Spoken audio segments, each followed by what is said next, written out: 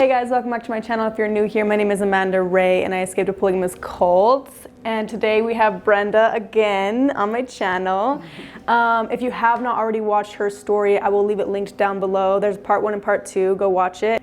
You guys barely scratched the surface of Brenda's story, and I agree. That's why after we even filmed, I was like, we have to do this one, this one, this one. There's so much that has happened in Brenda's life in the order and since she's left. So we're gonna get into, in this episode specifically, I wanted to ask her some questions about her experience in psych wards. The part 1's gonna be on my channel, part 2 is gonna be on her channel, just like last time. And then all of Brenda's information is gonna be linked down below. Hopefully I covered everything. Anyone who's new here, Brenda is the daughter of Daniel Kingston. Daniel is the brother of Paul Kingston, who is the leader of the order. Daniel has 14 wives, and your mom is the 5th wife. Oh, I did it.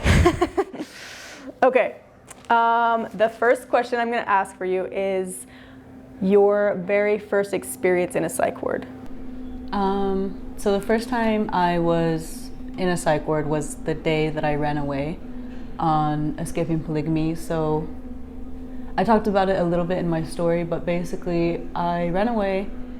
My parents signed a missing person report, so I had to go back, but instead of taking me home, my mom and Daniel and my sister took me to uni. I was terrified to go inside. I didn't know what to expect. This was when you were telling us in the last video that they kind of made it seem like scarier than it was. My family, like Daniel and everyone else, they'd be like telling me horror stories of just the mental asylum or whatever.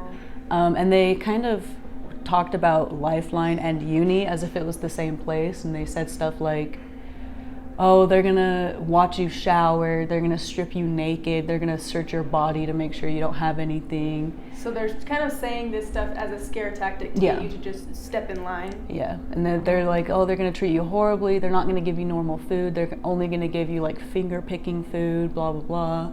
Wow. And it sounded horrible. And so when you got in, were you a little bit relieved? Oh it yeah, wasn't as bad as they said. Yeah, when I think the first time I was there, I was terrified, but then after experiencing the first few days, I was like, this isn't nearly as bad as what I was expecting. Yeah. So what is the entry process? So for me, I was a minor going into uni, which is just what we call the University of Utah hospital. From what I remember, it's basically a check-in. They do search you. They'll have you change into like scrubs, and they'll take your clothes, and I think they'll wash them, and then you can get them back later in the program. But they'll have you go into a robe, and you will reveal your naked body to them. Really? But they're looking for injuries, they're looking for self-harm, and it's very, very quick and very professional. They basically, for me, they'd be like, okay, so here's your self-harm. There's about 30 here, and here's another spot of self-harm with about this much here. They'll take note of any scars from like injuries, and they make a map of like what is there, so that if anything were to happen while you're there, they can be like, well, this is what happened while they were here, and this is what they had when they got here. Okay, that makes sense. For me, you know, as a female, they as a young kid too, they had a female do the inventory map of my body, and they had another female there to basically watch and make sure that I felt safe and that it was appropriate. Yeah. So it wasn't as scary as I thought it was going to be. I was terrified because that was the first time I ever revealed myself to anybody that wasn't the mirror. Yeah. But I know, as an order kid, I could totally tell, like, if that were to happen to me, I would be like a little bit humiliated, but I guess they do it in a way where it's a professional setting. Yeah, and I think with what I was prepared to experience, based on the stories that I was told, I thought it was going to be a lot worse. So when they were done, I was like, huh. Like, okay, that wasn't fun. I didn't like it, but it wasn't nearly as bad as I thought it'd be. Yeah. And so then essentially they'll do an inventory of your stuff. They'll let you know what you can and can't have, or when you can have it. So like, for example, like if you had a hoodie, they would take the strings out of it so that you can't use that to self-harm. Right. And they were really good at answering my questions. When I would ask, like, why can't I have this, why can't I have that? They would just say it like it Yeah. was, like, we just don't want you to hurt yourself. Yeah, for me, my first time, it was a little bit different because they didn't really have a room ready for me, but they were going to the next day. Oh, right. And you had to sleep in that office. Right? Yeah, She talked about so that, so. they had an office where they do group therapy, and they essentially put a sleeping mat down, and they gave me a blanket and a pillow, and they like locked the door, not like locking me in there. I could escape if I wanted to, but nobody could go in. Oh, okay. Unless I had a key. So they locked the door for my safety. I spent the night there, and then the next morning they wake me up and they're like, okay, here's the room that's available for you. And I had my own room. There's the option to have a roommate. Did you choose not to, or you just? It's kind of like they're not going to give people roommates unless they have to. Oh, okay. And I think depending on the stories that you tell them and depending on who else is there will kind of make their decision on whether or not you should be with a roommate or not. Okay.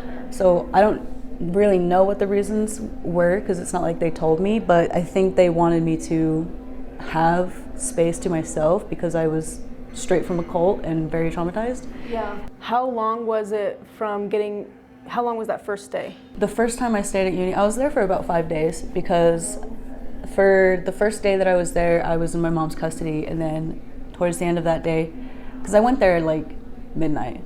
So I don't count me getting there as a day, I count the day after me being there. You guys probably saw the episode of Escaping Polygamy, so you kind of left. Chanel had you for a little bit, but then Chanel could only have you for a certain amount of time. And then did she drop you off at uni? And then that was the 5-day period of you staying there?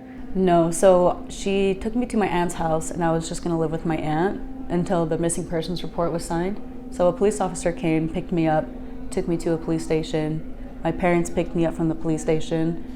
And then at around 10 or 11 p.m., that's when they took me to uni, and it felt like 2 or 3 hours of my mom talking to the staff, me talking to the staff, and then me sitting and waiting in a room, which they're probably sitting there freaking out, being like, what do we do, what do we do? Yeah. We don't want to let her go because then we'll never see her again. Like, this could be very dangerous, blah, blah, blah. So I think they were trying to figure out a game plan or something. How did they get you back out after 5 days? So when you go to uni, the goal isn't to stay for very long. The average stay is about 5 days to a week, maybe a little bit more if that's what you need. But for me, I was in my mom's custody when I was put in. And then the next day, Chanel and my aunt went to the court system and opened up a case, and my aunt was able to get temporary custody over me. Oh. And so they kind of like fought uni in a way of like, well, her mom is the one that put her in, but we're the ones that have custody over her. Right. So what's going on? Yeah. And they were kind of like, well, if she wants out, she should be able to get out, but clearly she needs the help. Obviously, if she has self-harm on her, then it's probably a good idea for her to have therapy. Right. So it was like a situation where I was like, what the heck, I should be out already. Like, why am I still here? And then like after a few days, realizing it wasn't that bad or as bad as I thought it would be, and realizing that I was safe, essentially. Yeah. Then I was like, okay, so they'll let me out in a few days, and I just need to take advantage of while I'm here and learn as much as I can, because I was kind of in denial at the time. I had the mindset of like, well, if I leave the order, then I'll be fine. I won't be depressed anymore. I won't be suicidal. I won't self-harm anymore. And I was like, the only reason I'm self-harming is because my family, so just let me out of my family and everything's solved. And so I had that mindset of like, well, I don't really need this therapy. I just need to get out of the order. Yeah. But then everyone was telling me like, take advantage of the skills that they're teaching here while you're here. And so I was like, okay. The judge was basically like, okay, well, she's refusing to go home. We can work on that in family therapy and stuff, but as of right now, she's refusing to go home. So then what? They're like, okay, well, put her in state's custody. Wow. So that was the first time they allowed me to be in state's custody. And so I was put into the Christmas box house, or like the girls group home, which is basically the... Allison talks about the Christmas box house. She was Yeah, there too. it's the modern day orphanage. It's where kids go when they don't have anywhere else to go, while they're waiting to be either adopted or sent back home or put into a foster family. Of orphans, kids that just a lot of kids that just had very unhealthy family relationships. There were some kids that were struggling with their own personal issues, and their parents were like actively trying to get them back in a positive way. And then there were kids that were from similar situations like me, where their family was just unhealthy and not safe, and so they just needed to be found, like they just needed to find a new home.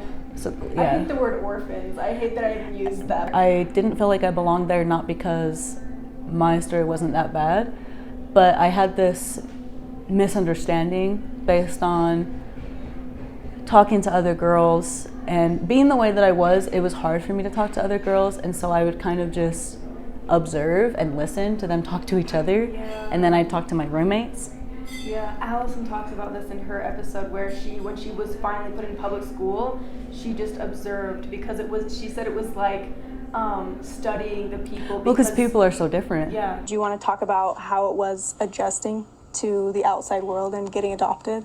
I mean, it was a lot. Like, the first year out of the order, then I was a sophomore in high school, and I literally just spent the first year just watching how people interacted with each other, watching how they talked to the teachers, how they talked to each other. Did you feel like you weren't normal? No, I felt so out of place. Like, I felt like a fish out of water. Like I was taken off of a planet and put on a whole new planet, and I knew nobody. Like, I didn't even speak the same language. I didn't have the same culture.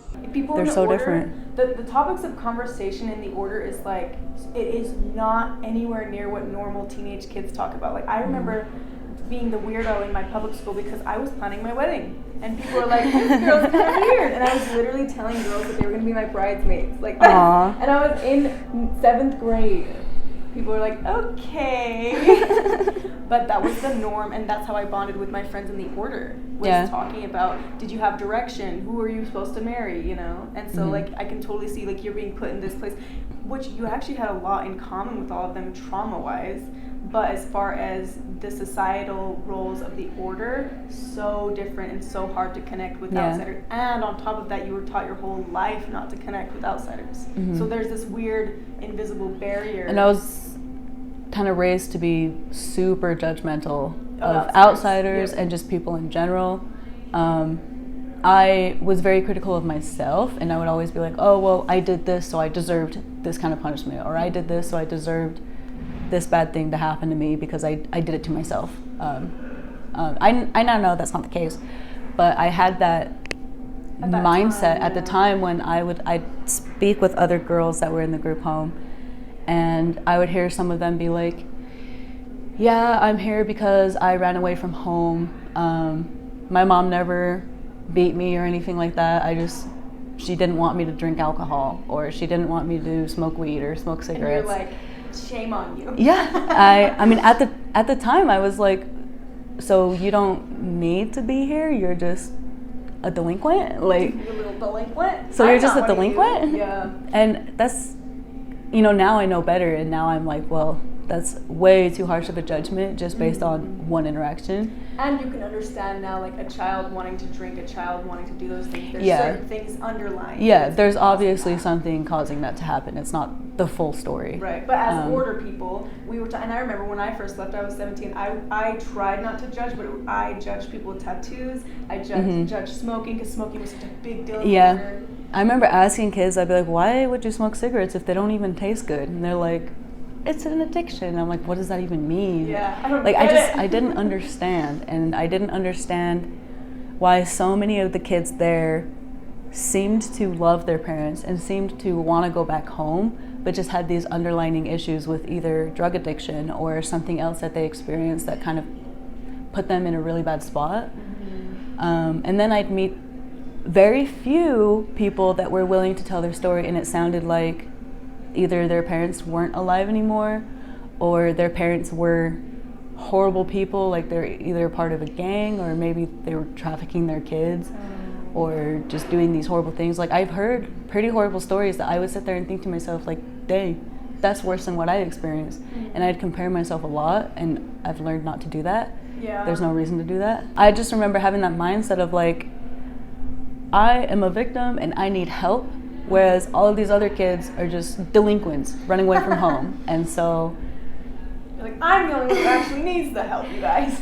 and obviously that was a flawed way of thinking, but there were times when staff would treat me a certain way, where staff were so used to kids being just Defiant. these defiant brats, I guess. And then they'd see me and I'd be doing everything I was told, like a good little foster kid. Yeah. And they'd all of a sudden start treating me really well just because I was just so obedient and I did everything that I could to be a good kid. Yeah. And then there were staff members that either got to know me and got to be like, oh, okay, so you're actually a pretty good kid. And then there were staff members that never got to know me and they just kind of treated me like a delinquent foster kid. Yeah. And there's nothing wrong with those foster kids, you know what I mean? But like, There's definitely were treated differently. Right, but it's reminded me of Priscilla's story when she talked about Lifeline, how they had all these crazy rules, but it was because like they had their shoelaces taken away from them because something happened that another kid did that forced them all to have to go through the same rules, even though Priscilla wasn't going to do, you know, and same with you, like you're not going to do the same things, but because one kid did it, it kind of ruined it for everyone. Yeah, So that was you're kind of very all common in treated- Lifeline. Yeah. Do you think that it kind of affects the psyche of, because as I was talking to Priscilla about it too, it's like it affects their psyche, like, oh, I'm bad now, like I'm getting punished for something that someone else did. Yeah. That's what I feel. Yeah. Was it similar in the, because this is the juvenile psych wards or uni? Was it similar in adult psych wards or? Adult psych wards were slightly different, but very similar.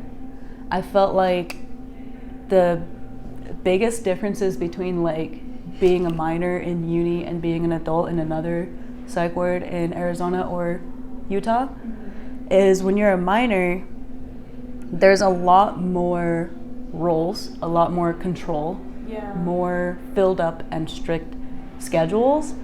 And they kind of treat you like, I don't want to say like you're a dumb kid, but that's how you felt. I can't think of a better way of explaining it, but they kind of just treated you like you're a dumb kid and, you know. Parenting you. Yeah. And then when you're an adult, there's a lot more freedoms. There's less going on in the schedule. And it might just be the different places that I was at, but when I was a kid, it was like, this hour you're doing therapy, this hour you're having alone time, this hour you're doing more therapy, this hour, it was very, very scheduled. Yeah. And there was like a level system in uni where it was like you start at level 1 and then you can go up levels, and the more levels you go up, the more freedoms you get. Okay. Like access to the computer lab and access to being able to just do more things. But as an adult, there was never a level system. Everyone's the same. Everyone's equal. And instead of treating you like a dumb kid, they kind of just treated you like, not a homeless person, but like kind of like a like lesser... like a drug addict in a way.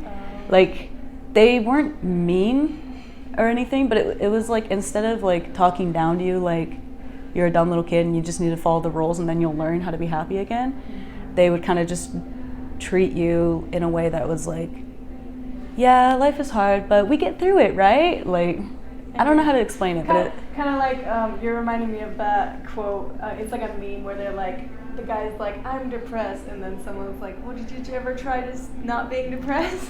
Try just being happy? yeah. Or maybe you should just smile. Have you tried that? It's like advice that's like not gonna help the situation. Yeah. I think like when you were a little kid, it was a lot more roles were placed on you, and it did feel like they were trying to teach you stuff. Yeah. But then when you're an adult, it felt like there's less roles and they're still trying to teach you stuff, but it's not like, no structure, it sounds like. not as much. Did you feel like you got any benefits from going to any psych wards as an adult? I want to say no, not really, But I don't think it was because I was an adult. I think it was because I had already gone to psych wards and done therapy so much that when you're in a psych ward, they kind of go over a lot of these major baseline stuff that like skills everyone should have. And so by my 9th time, I'm just kidding. Yeah, we were talking about like how many psych wards have you been to? She's like this one, this one, this one. Yeah, like 9 times or something like that. As an adult or altogether? In general, altogether. So it just kind of felt like I already learned all of those like core base skills in like the first 5 times that I went to places like that. I learned so much that since then, every time I went to a place, I didn't really learn anything new. It was kind of just like getting a reminder and being put in a safe space for long enough and being treated well, hopefully, for long enough that I would eventually build myself back up to being ready to take on the world again. Yeah. So I do think that my peers were still learning a lot and they were benefiting, but I was like, I already knew this. Right. This is stuff that you already learned as a kid because you were in and out of uni, Lifeline. Yeah. So interesting. So maybe the average person could benefit if they don't have those skills. But did you say that you had therapists offered in any of the psych wards as an adult? Yeah. There were places in Arizona that I went to as an adult where they didn't really have any therapy or any therapist there at all. Really? They kind of just, it was a very, like, this specific time that I'm thinking of, I think it was like the 8th or the 7th time I was put in a place like that. They didn't have any structure. They had meal times, then they had like maybe one group session a day that one of the staff members would run. So everyone would like sit in a circle and just have a therapy session, or? Yeah. Okay. But then other than that, you were basically free to do whatever you wanted all day. Either you watch TV or you listen to music or you sit there and color, which is what I would do most of the time, is just sit there and color. Did you get to have your phone? No. They would take your phone away? Okay. I've heard of other people going to psych wards where they were given like an hour of phone time on their personal cell phone and they'd be watched. But none of the places I ever been to gave me access to my own cell phone. They had phone call hours where I could, when I'm first being put into a place, I could take down my numbers of my support system, like my therapist, my sister. I can take down these numbers, and then there's a time in the morning, a time at night where I can call people and people can call me. Okay. And then I could, yeah. So I had like access to a phone, but it wasn't until like I was an adult where I actually used that, because earlier, the first few times going to uni, I didn't have anybody to call. Right. So that's true. And there's visiting hours too, where people can get visitors. It definitely feels like it. It's like what prison should be, in my opinion. Yeah, in my opinion, there's some crimes that are punishable by regular prison, if not death. I'm just kidding. Death penalty. Death penalty. And then there's some crimes that are like, well, they need mental help. They should be rehabilitated, like drugs and stuff like that. Like they shouldn't just be thrown in a jail cell. They should be rehabilitated. Right. And in my opinion, what I experienced in uni and a lot of psych wards is what I would hope and expect some people would be getting when are being arrested. Yeah. Right. Yeah, because I've thought of this a lot. Like I think America has the #1 return rate for jails and prison. Like people just end up going back because they're not taught any skills to keep them out. And I was watching, did you ever watch, it's on Netflix, I watched the whole thing. I think it was like Girls in Juvie or something, and it's like a documentary of juvenile kids that are probably going to end up in jail, and half of them are repeat offenders, because it's like there's something wrong with our American system where they think that us just getting punished is going to teach us a lesson, but we just keep going back. Yeah. So it's really a matter of trying to teach them the skill sets so that they don't feel the need to keep going back to the crime, you know? But I feel like even in life, when we're constantly shaming ourselves, me personally, if I'm constantly shaming myself over something I'm trying to get over, the shame causes me to repeat the cycle because I'm not able to like forgive myself for it. So then I keep repeating the cycle of the issue. And I feel like that's similar with the prison system. I'm like relating to it. But so I did have a question with the first adult facility you went to. Where was that at, and what was the process of that one? So the first time I went to a facility as an adult was kind of different. It's a really messy story with my previous relationship and my marriage. I don't want to go too much into it, but what I will say is I was in an abusive relationship, and I was not doing well mentally, and it got to a point where I had actually jumped out of a moving vehicle to